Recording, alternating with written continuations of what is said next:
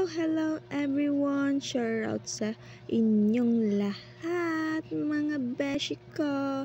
For today's video ay another DIY flower gamit ang tissue paper. So ayan, pagpapatong-patungin lang at i-fold ng ganyan. So fold lang tayo. So, ganyan. Tapos, gugupitin natin dito sa gilid.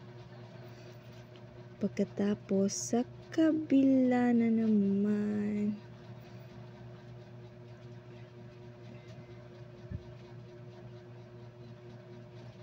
So, ayan, gugupitin ko na. Pagkatapos gupitin, ay tatalian natin sa gitna. So, ayan, higpitan lang ang pagtalit. Tapos, gaganyan natin. Sundan nyo lang yung ginawa ko at madali mo lang tong makukuha.